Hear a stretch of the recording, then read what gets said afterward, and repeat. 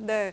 그리고 또 많은 분들이 좀 기억을 하실 텐데 2013년 6월에 중국 칭화대 학생들 앞에서 박근혜 전 대통령이 연설을 했습니다. 그래서 당시에 연설의 첫머리와 말머리에서 중국어를 해서 굉장히 화제가 됐었는데 그 연설 준비 과정에서 녹음된 파일도 이번에 드러났습니다. 함께 좀 들어보시죠. 예, 선생님. 맨 마지막에도 중국어로 하나 해야 될 것 같은데요.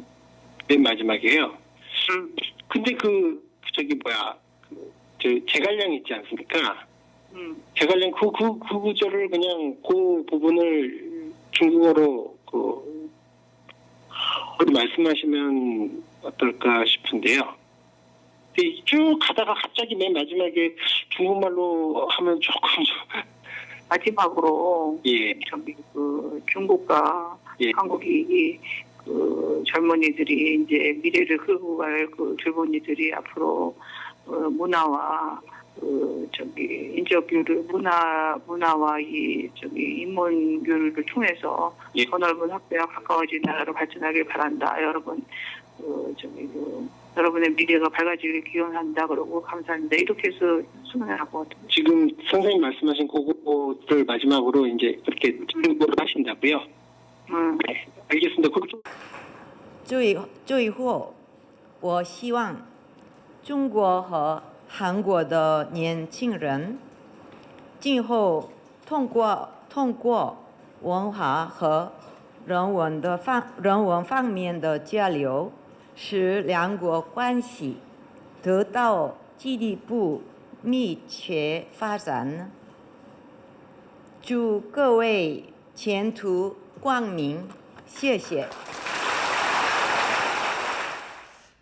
네, 저렇게 짧지 않은 굉장히 긴 문장을 대통령이 그 나라 말로 한 게 당시엔 굉장히 이례적이어가지고 화제가 됐었는데 이것 외에도 이번에 공개된 그 녹음 파일은 여러 가지 내용들이 들어있습니다. 아마 우리 공감위원들은 좀 관심 있게 다 들으셨을 것 같은데요. 좀 개인적으로 인상적으로 들으신 부분들이 있다면 얘기를 좀 해주실까요?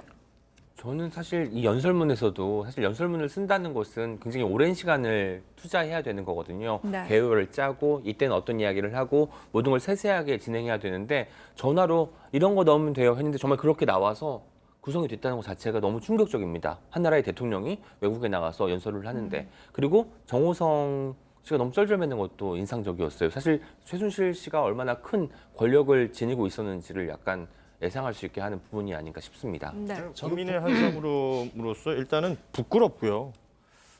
저런 일들이 벌어질 때 내가 우리나라 대통령으로 생각하고 있었던 사람이 저렇게 뭔가 업무를 처리했었고 해외 일정을 진행했었고 했다는 사실이 너무 좀 부끄럽고 뭐 또 다른 얘기가 될 수 있겠지만 그 정호성 전 비서관 같은 경우에는 박근혜 전 대통령이 국회의원일 때부터 보좌했다고 그래가지고 흔히 문고리 3인방이라고 부르잖아요.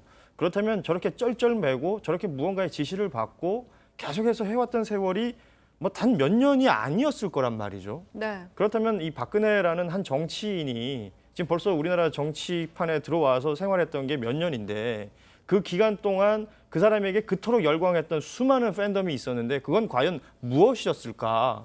정말 허망하고 부끄럽고 속상하고 그랬습니다. 네.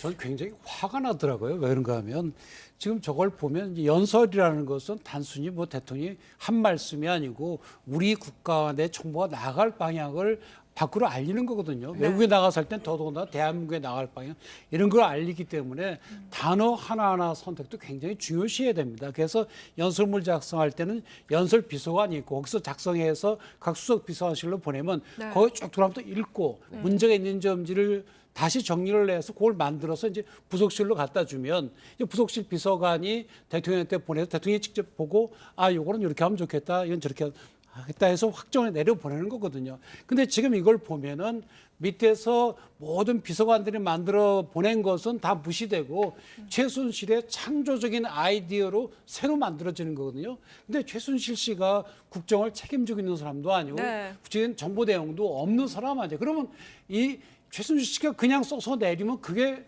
대통령이 외부에 나가게 해서 얘기하는 게 되고 우리 국가와 우리 정부의 방향이 되잖아요. 이건 굉장히 위험한 거거든요. 네. 공적 시스템이 다 무너진 겁니다. 네. 참 답답하기 짝이 없죠.